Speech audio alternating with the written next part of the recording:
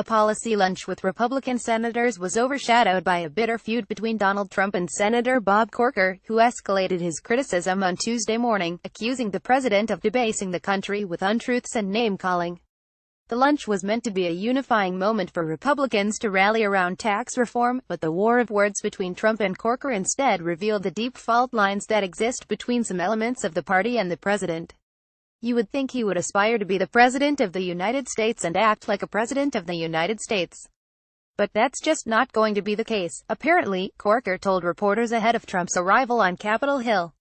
Trump arrived on Capitol Hill just after 1 p.m., where he was greeted by the Senate Majority Leader, Mitch McConnell, with whom Trump has also quarreled. As the men walked to the policy lunch, a protester tossed a fistful of small Russian flags at the president and shouted, "Trump is treason." Despite the fiery rhetoric between Trump and Corker going into the meeting, several senators said their tussle did not arise during the discussion, which focused on taxes, trade and judicial nominees as members dined on meatloaf and cherry pie. Leaving the meeting, Corker told reporters, "I ate my lunch like I normally do at policy. I normally don't speak much at policy. It was a normal day." McConnell declined to weigh in on their ongoing quarrel but said the president and the party are united behind their shared goal of overhauling the U.S. tax code. "If there's anything all Republicans think is important to the country and to our party, it's comprehensive tax reform. The issue brings about great unity among our members," McConnell said at a news conference after the policy lunch. "The president shares that agenda and is going to do a good job promoting that agenda, and we intend to achieve what we set out to achieve by the end of the year." But in the hours prior, a war of words with the president played out across Twitter and cable TV but was left out of the policy lunch. Corker, the chairman of the Senate Foreign Relations Committee, said world leaders were very aware that much of what Trump said is untrue. "The president," he told CNN, "was debasing our nation and has great difficulty with the truth on many issues." The Tennessee Republican, who is retiring and has said the most important public service I have to offer our country could well occur over the next 15 months, said that Trump was obviously not going to rise to the occasion as president. "His presidential tenure will be remembered," Corker says, "for the debasing of our nation, the constant non-truth-telling, the name-calling. It's very sad for our nation." After Corker went on NBC's Today on Tuesday and said Trump's White House should let Congress decide how to pay for his tax cuts, Trump fired back with the first of a series of tweets, writing that Corker couldn't get elected dog catcher in Tennessee. "Trump is treason, heckler throws Russian flags at U.S. president." Video. Corker responded on social media himself, tweeting same untruths from an utterly untruthful president. "Alert the daycare staff." That was a reference to a comment he made earlier this month, when he noted it's a shame the White House has become an adult daycare center. "Someone obviously missed their shift this morning."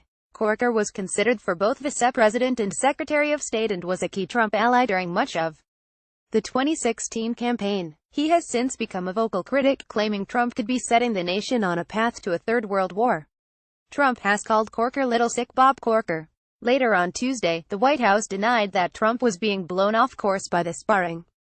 Sarah Sanders, the press secretary, told reporters at the Daily Briefing he's a fighter.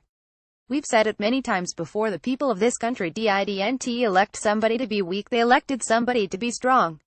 And when he gets hit, he's going to hit back, and I think Senator Corker knows that, and he's maybe trying to get a headline or two on his way out the door." Sanders insisted that the president believes America's winning after his first 9 months in office, citing achievements such as deregulation, economic growth, and the defeat of ISIS. "These are historic things that he's done without Congress. Imagine how incredible and how many good things we would be doing if people like Senator Bob Corker got on board and started doing their job instead of doing so much grandstanding on TV."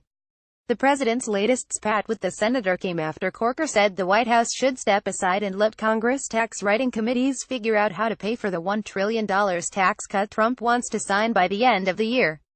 Corker said the tough spinach part of the process was looming and suggested that recent White House decisions to take proposals off the table were not helping. On Monday, Trump ruled out changes to popular 401k retirement plans to help pay for the tax cut. Corker has said he could oppose moves to pass tax reform, a priority for Republicans after the repeated failure of attempts to repeal and replace the Affordable Care Act. Corker has insisted that any changes to the tax code must reduce the deficit. Trump's plan would probably increase it. Republicans hold a slim 5,248 majority in the Senate, making defections costly.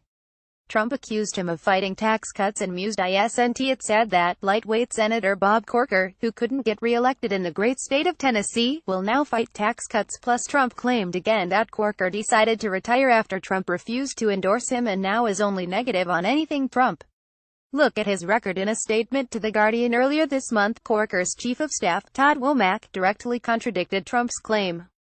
The president called Sen. Corker on Monday afternoon and asked him to reconsider his decision not to seek re-election and reaffirmed that he would have endorsed him, as he has said many times. He said, "The meal with senators will be Trump's first appearance as president at the Senate Republicans' regular Tuesday policy lunch."